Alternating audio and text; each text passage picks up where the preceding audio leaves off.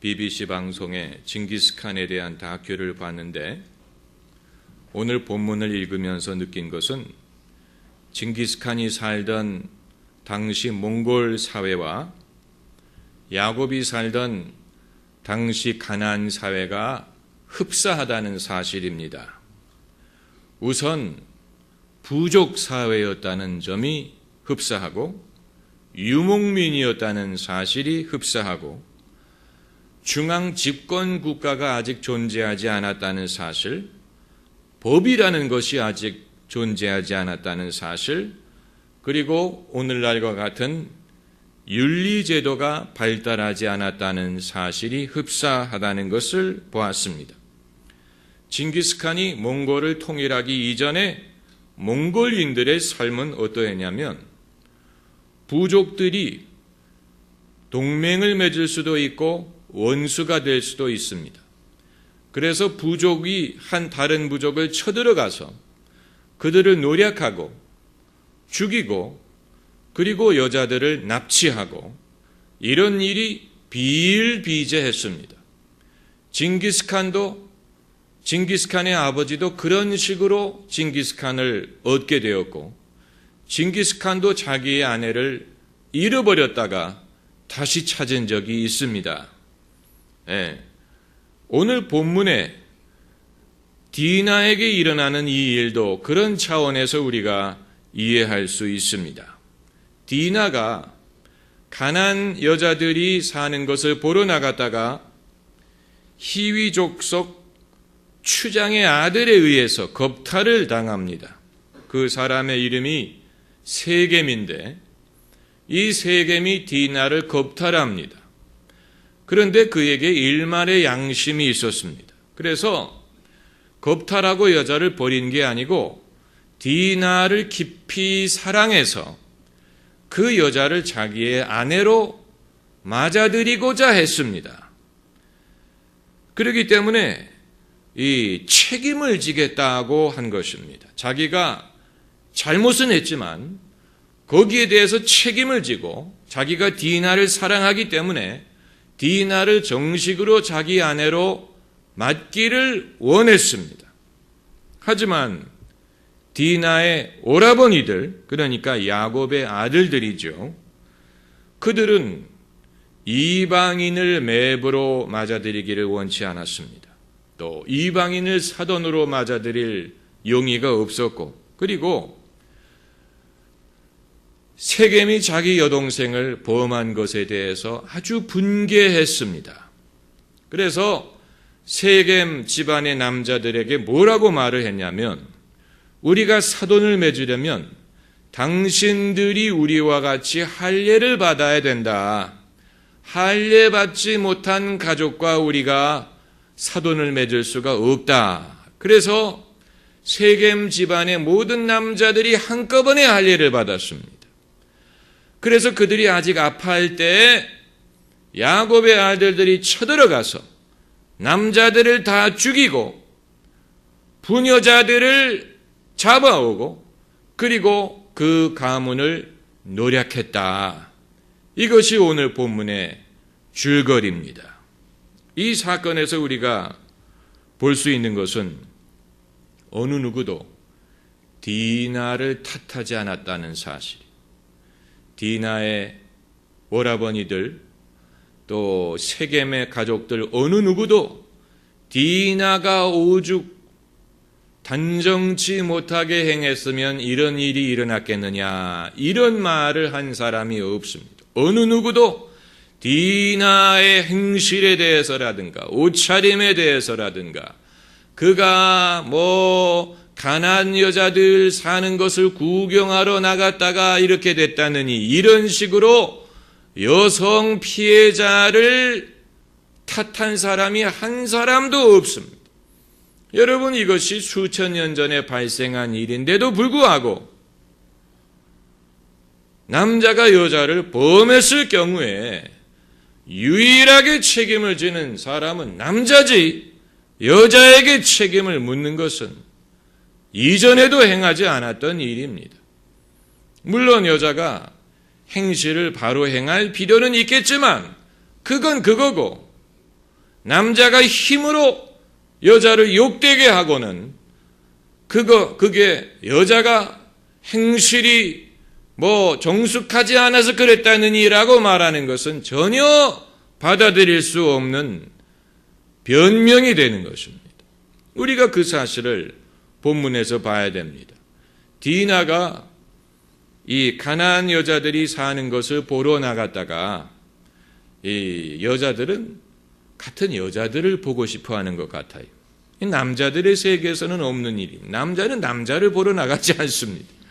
남자들이 무슨 옷을 입나, 남자들이 뭘 하고 노나, 그거 별로 관심 없습니다. 남자들은 오로지 여자만 보기를 원하지. 그런데 여자들은 남자를 보러 나가는 게 아니고 같은 여자들이 사는 것을 보러 나가는 것 같아요. 그래서 여자가 입는 옷을 누가 봅니까? 여자가 봅니다. 저게 어느 브랜드라느니, 저게 요즘에 유행이라느니, 이런 걸 보는 사람들은 전부 다 여자입니다. 만약에 남자가 그런 데에 관심을 가지면 약간 이상한 남자입니다. 남자가 여자들의 패션을 보고, 저 옷이, 나도 저 옷을 어디서 살까, 이렇게 생각하는 남자는 이상한 남자고, 남자는 오로지, 남자들끼리 얘기지만, 남자들은 한 가지밖에 관심이 없어요. 여자의 노출이 심한 옷은 좋아하고, 그게 옷이 얼마나 비싼지, 누가 만들었는지, 어디서 샀는지, 남자들은 하나도 관심이 없어요. 그렇기 때문에 여자들이 남자가 자기를 봐주기를 원한다면, 뭐하러 패션에 그렇게 돈을 쓰는지 불가사의한 일입니다. 그럴 필요가 전혀 없는데, 여자들이 옷에 그렇게 돈을 쓰는 이유는 여자들에게 보이기 위한 것입니다. 여자들에게 이 옷은 얼마짜리고 내가 이 옷을 이게 어느 브랜드고 어느 명품이고 그걸 여자들에게 보여주려고 하는 것이지 남자들은 관심도 없어요. 여러분은 모르겠지만 저는 관심이 없어요. 그게 무슨 어느 명품 회사에서 만든 가방인지 그게 진품인지 짝퉁인지 관심 없어요. 전혀 관심 없어요. 예쁘기만 하면 돼. 이렇다 이게 제가 그렇다는 게 아니고 남자들이 그렇다는 얘기. 예뻐 보이기만 하면 되지. 그게 얼마나 비싼지 명품인지 who cares? 누가 관심 전혀 없어요. 여자들이 관심이 있는. 그렇기 때문에 디나도 그 땅 여자들을 보러 나갔어. 그러니까 어떻게 보면 여자의 호기심이 자기를 위험에 처하게 한 것입니다마는 그러나 여기 등장하는 남자들 중에 어느 누구도 디나를 탓한 사람이 없습니다. 디나의 아버지든 디나의 오라버니든 그들이 그렇게 화를 냈는데 그들의 분노가 디나를 향하지 않았다는 사실을 주목해야 됩니다. 디나를 탓해가지고 네가 우리 가문을 욕되게 했다라고 했다든가 디나에게 벌을 줬다든가 그런 것이 전혀 없이 가해자에게만 분노가 집중됐다는 사실을 우리가 주목해서 볼 필요가 있습니다. 오늘날 우리 사회에 성범죄에 대한 너그러움,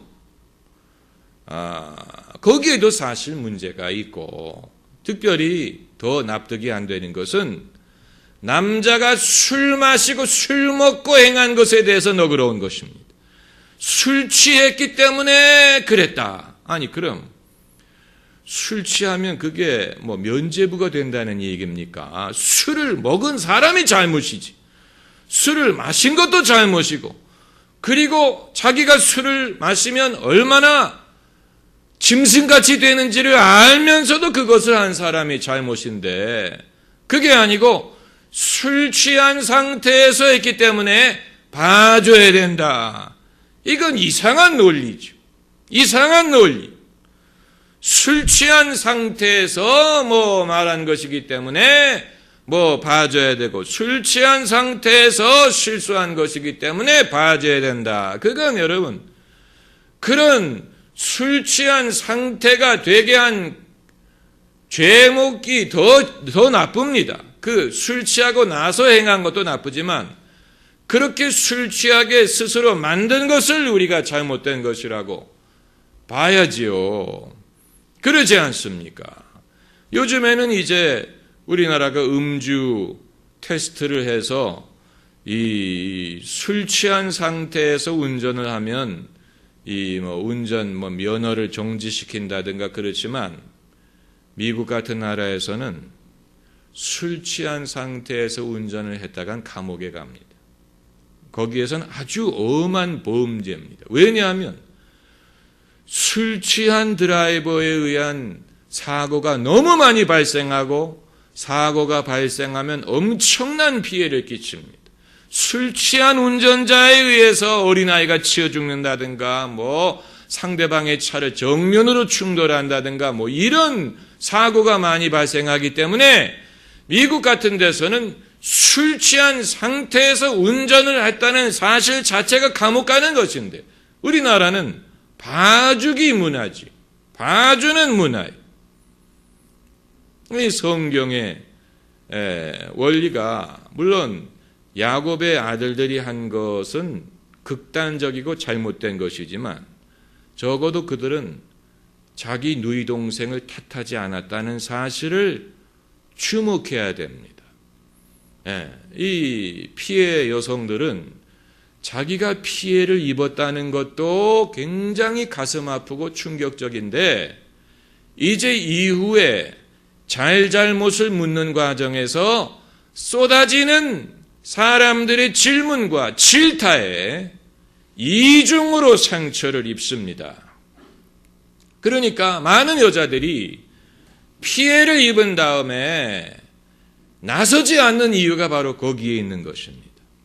자기에게 가해를 한 사람을 고발을 한다든가 이렇게 나서기를 주저하는 이유는 그렇게 하게 되면 자기가 피해를 입은 것도 가슴 아픈데 이제 사람들의 입방아를 타고 당신이 그때 뭘 하고 있었느냐, 무슨 옷을 입고 있었느냐, 그 남자와 친했느냐, 동의를 했느냐, 아니면 반대 의사를 분명하게 전했느냐, 별의별 질문을 다 하니까 마치 자기가 범죄자가 된 것처럼 사람들의 추궁과 질타를 받는 것을 감당하지를 못하는 것이죠. 그러니까 가해자는 따로 있는데 왜 피해자에게 당시 정황이 어땠느냐, 반대 의사를 분명하게 했느냐, 이런 식으로 서로 사귀는 사이가 아니었느냐, 이런 이건 뭔가 남성 중심의 사회 제도가 잘못 생각하고 있는 것이 분명합니다. 분명하지요. 만약 사회 지도층이 여성 중심으로 되어 있었다면 결코 이런 식으로 되지 않았을 것입니다. 그러나 남자 중심의 사회 제도이기 보니까 이런 일에 있어서 마치 여자가 원인을 제공한 것처럼, 마치 여자가 잘못해서 그런 것처럼, 이건 약간 좀 직접적으로 연관된 일이 아니지만 이슬람 국가가 여성들로 하여금 머리끝부터 발끝까지 가릴 것을 요구하는 것도 사실은 좀 문제가 있는 요구입니다. 왜냐하면 그들의 지론은 여성이 남성을 유혹할 수 있기 때문에 유혹할 만한 그런 어떤 여지가 없어야 된다. 그렇기 때문에 여자가 자기의 몸을 절대로 노출하면 안 되고, 얼굴도 노출하면 안 되고, 머리도 노출하면 안 되고, 이런 식으로 여자에게 일방적으로 그것을 요구하는 것은 마치 무엇을 인정하는 것과 비슷하냐면 남자들은 여자가 조금이라도 이렇게 매력이라든가 이런 것을 보이면 남자들이 그것을 주체하지 못한다라는 것을 인정하는 것으로 들린다. 남자들이 그것을 참을 수가 없기 때문에 여자들이 일절 원인을 제공해서는 안 된다라는 소리로 들릴 수밖에 없는 것입니다.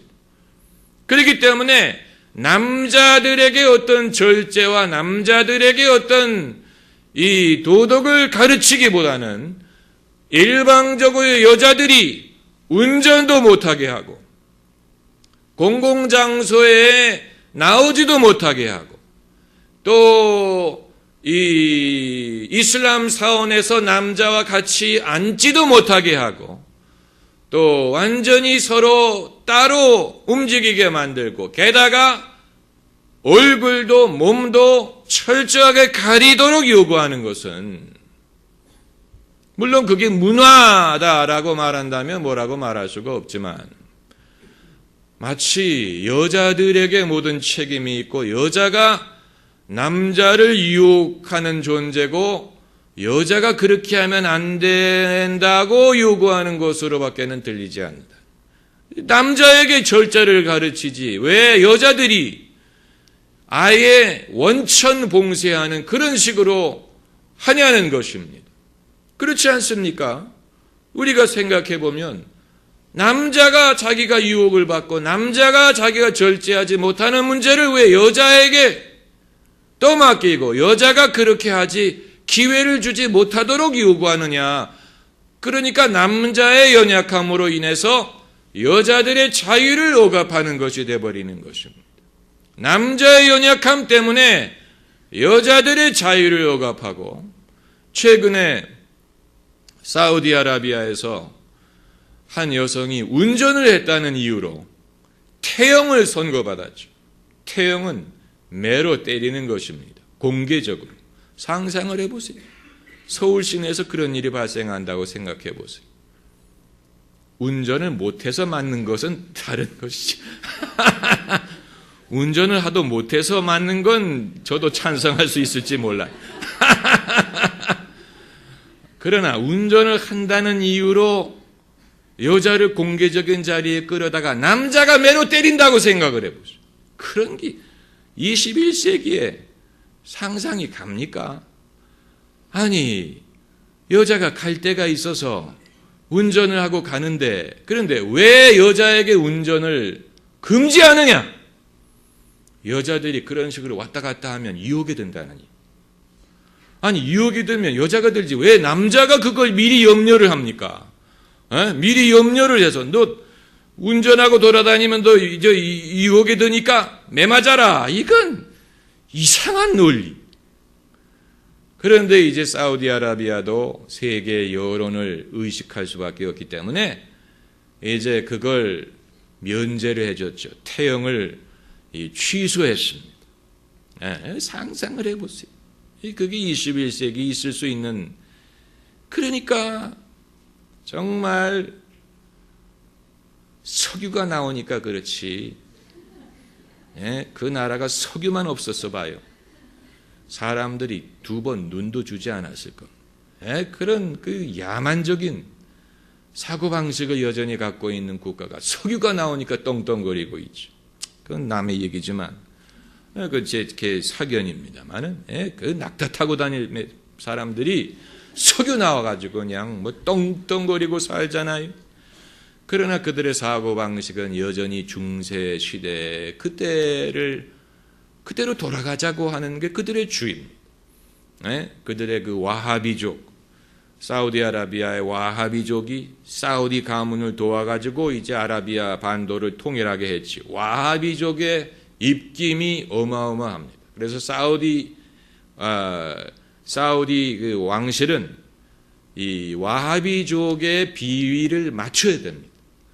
왜냐하면 만약에 그들의 인심을 잃으면 이 왕국이 유지될 수가 없다고 생각하기 때문에. 근데 와하비족은 굉장히 이 근본주의적인 이 신앙을 갖고 있는 사람들입니다. 그들이 아직까지 주장하는 것은 중세 시대로 돌아가야 된다. 그때의 가치관으로 돌아가자는 것이 그들의 주장입니다. 여러분, 그 스페인 남부가 이 무오족에 의해서 점령되었을 때가 있었죠. 스페인 남부를 부르는 이름이 있습니다. 제가 잊어버렸는데 이 스페인 남부가 이슬람에 의해서 점령당했을 때가 있었어요.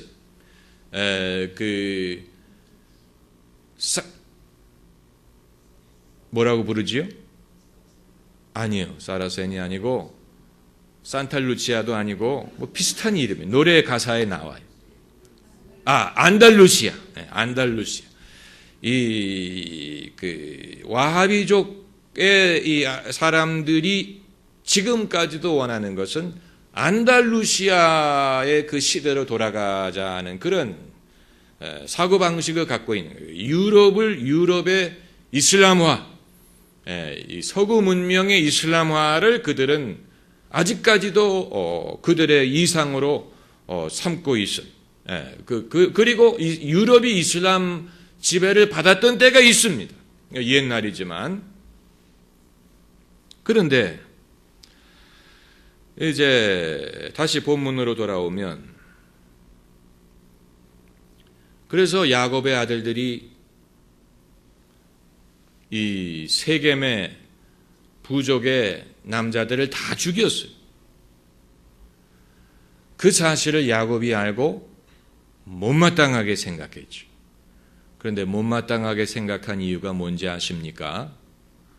너희들이 불의한 일을 했다가 아니고 너희가 우리 가문을 위험에 빠뜨렸다는 이유로 못마땅하게 생각했다고 했습니다. 그러니까 그 아비의 그 자식이, 야곱이 자기 아들들이 누이 동생을 겁탈했다는 이유로 그 세겜의 남자들을 다 죽이고 여자들을 잡아오고 약탈을 한 다음에 야곱이 그것을 언짢게 생각한 이유가, 너희가 어떻게 그렇게 할 수 있느냐? 그건 너무 지나친 일이다, 이게 아니고 너희가 우리 가문을 위험에 빠뜨렸다, 이런 이유로 못마땅하게 생각한 것을 보면, 여기서 우리가 놀랄 수밖에 없는 것은 문명화된 윤리관의 철저한 부재입니다.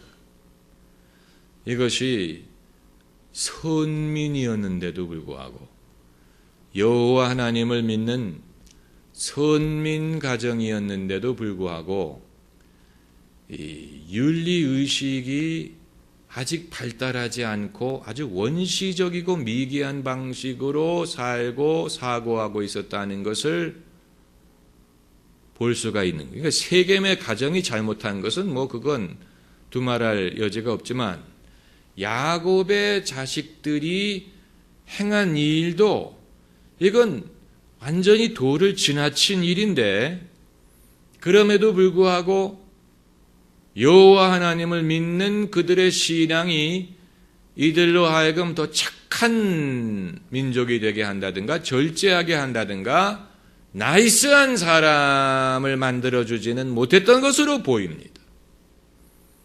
우리가 창세기 기록의 역사성을 신뢰할 수 있는 이유 중에 하나가, 이후에 모세가 창세기를 썼다고 본다면 모세가 집필을 할 그 당시의 사고방식을 야곱의 가문에 투영하지 않았다는 사실. 그러니까 있는 그대로 기록을 했어요. 그걸 포장을 한다든가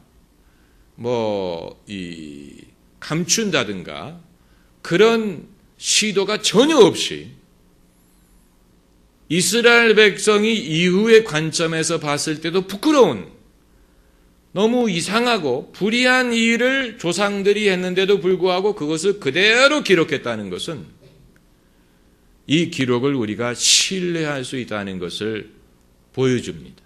만약에 그게 아니고 지어낸 이야기라면, 누가 미쳤다고 자기 조상이 이렇게 아주 폭력적이고 아주 이상한 그런 광적인 그런 사람들이었다고 기록을 할 백성이 누가 있습니까? 그렇잖아요. 요즘도 일본이 난징 대학살이라든가 또 위안부라든가 이런 걸 부인하잖아요. 부인하잖아요. 그들이 태평양 전쟁 때 그런 만행을 저질렀다는 사실을 아직도 인정하지 않으려고 하잖아요. 그렇다면 모세 시대에 만일 이스라엘 백성이 그들의 조상에 대해서 조상의 행위를 미화하려는 그런 의도가 있었다면 오늘 본문의 사건 같은 것을 기록하지 않았을 것입니다. 왜냐하면 분명히 야곱의 아들들이 너무 지나치게 폭력적인 일을 했어요. 그들이 입은 피해는 누이 동생이 겁탈을 당한 것뿐인데, 아니 이에는 이, 눈에는 눈. 사실 그 원칙을 적용해도 좀 문제가 있죠. 그들이 당한 피해만큼 피해를 주기도 어렵잖아요. 그럼 뭐 여자 하나 데리고 와라, 우리가 그렇게 할 수 없는. 그러니까 그럼에도 불구하고 눈에는 눈, 이에는 이의 원칙을 완전히 어겨가지고 누이 동생 하나 겁탈당했는데, 그것도 그쪽 남자가 디나를 사랑한다고 말하고 아내로 삼겠다고 말하고 어떤 보상이든지 우리한테 요구하라, 우리가 서로 사돈을 맺자, 이렇게 하는 상황에서 그들을 속여가지고 남자들을 다 죽이고 여자들을 종으로 끌고 오고 그들의 소유를 노력했다. 이건 말도 안 되는 얘기죠. 말도 안 되는 얘기입니다. 그런데 그것을 숨기지 않고 그대로 기록했다는 것은 대단한 일이고, 창세기의 기록을 우리가 그만큼 신뢰할 수 있다는 것을 보여주는 것입니다. 그러니까 이 당시의 문화가 완전히 그 미국 서부 개척 시대와 비슷했다고 봅니다. 서부 개척 시대에는 이 법이 없었어요. 무법 시대였어요. 그래서 사람들이 뭐를 차고 다녔습니까? 다 총을 차고 다녔어요. 왜냐하면 자기들을 지켜줄 사람이 아무도 없기 때문에, 경찰도 없고 사법기관도 없고 국가가 아직 거기에는 세워지지 않은 무법천지이기 때문에 사람들마다 총을 차고 다녔던 것처럼 이 야곱이 살던 가나안 사회도 그런 사회였다고 보는 것입니다. 여기서 이제 성윤리뿐만이 아니고 이 범죄가 발생했을 때 어떻게 그것을 치리하는 것이 공의로운가 하는 것은 이 당시에는 그런 기준이 없었고, 이후에 모세 시대의 율법을 통해서 비로소 이 성립이 됐습니다. 당연한 얘기죠. 모세 율법이 오기 이전에는 이런 문제가 발생했을 때 어떻게 그것을 치리해야 되는지에 대한 그 제도가 아직 없었다는 얘기입니다. 만일 모세 율법이 온 다음에 본문의 사건 같은 게 발생을 했다면 어떤 식으로 그들이 이것을 정리했을 것 같습니까? 신명기 22장에 있는 구절을 참고하면 아마 세겜의 부탁대로 두 사람을 결혼시켰을 것입니다. 신명기 22장을 보면은 이제 결혼하지 않은 남녀가 통간을 했을 때 결혼을 시키라는 그런 구절이 있어요. 여러분 더 뾰족한 수가 있으면 말해 보세요. 이런 상황에서 그렇죠. 여자는 이미 이런 상황이 됐지요. 그런 상황에서 남자를 죽인들 어떻게 되겠습니까? 그렇기 때문에 가장 최선의 방법은 두 사람을 결혼하게 하는 것입니다. 아마 그렇게 일이 진행이 됐을 것입니다. 그렇기 때문에 세겜의 판단이 옳은 거예요. 자기가 책임을 지겠다. 내가 디나를 책임을 지겠다. 세겜이 옳은 것이었어요. 야곱의 아들들이 잘못한 것이었어요. 이 모든 것이 우리에게 시사하는 것은 첫째는 그 당시에 우리가 살지 않은 게 천만다행이라는 거예요. 그 당시에 우리가 살았으면 어느 누구의 입장에서도 이 살벌하고 무서운 사회, 여자의 입장에서도 그렇고 세겜의 입장에서도 그렇고 야곱의 아들들의 입장에서도 그렇고 우리가 그 시대에 살지 않는 게 얼마나 다행인지 모르고, 그리고 두 번째는 우리가 당연하게 생각하는 윤리관들은 의외로 최근에 발달한 것임을 보여줍니다. 의외로. 그러니까 지금 본문 사건이 지금으로부터 한 3,500년, 4,000년 전에 일어났다고 본다면 인류의 장구한 역사에 비교하면 그건 굉장히 짧은 시간입니다. 그런데 그때까지만 해도 우리가 당연하게 생각하는 윤리관이 존재하지 않았다는 것을 보여줘요. 그건 뭘 보여주느냐? 세 번째로 인간의 윤리관은 문명과 함께 발달했다는 것을 보여줍니다. 국가가 탄생하고 법이 생기고 법을 집행할 수 있는 제도가 생기면서 정의라는 개념, 옳은 행위와 그른 행위의 기준이 문명과 함께 발달했다는 것을 볼 수가 있습니다. 우리는 생리학적인 진화론을 믿지 않아요. 아메바가 자라가지고 파충류가 되고 물고기가 되고 그것이 발달해서 포유동물이 되고 원숭이가 발달해서 유인원이 되고 이런 생물학적인 진화론을 우리는 믿지 않지만 도덕은 어느 정도 진화했을 것이라고 볼 수밖에 없는 것은 성경이 그것을 말하고 있는, 물론 성경이 진화했다고 말하지는 않지만 그 당시에는 아직 이런 어떤 윤리 개념, 정의라는 개념이 아직 존재하지 않았다는 것을 보여주고 있다. 문제가 발생했을 때 사람들이 그것을 해결할 수 있는 어떤 기준이 없어요. 그들이 그 기준을 알지 못했어요. 이것은 문명의 발달과 함께 이 발달했다고 밖에는 우리가 말할 수가 없습니다. 그러면 네 번째로, 그럼 하나님의 역할은 없었다는 얘기냐? 문명의 발달과 함께 윤리가 발달했다면 윤리와 도덕은 사람이 만든 것이고 하나님의 역할은 없었다는 얘기냐? 그건 아닙니다. 그건 아닙니다. 아직 인류가 미개적이고 원시적인 시대에도 본능적으로 알고 있는 원칙이 있었어요.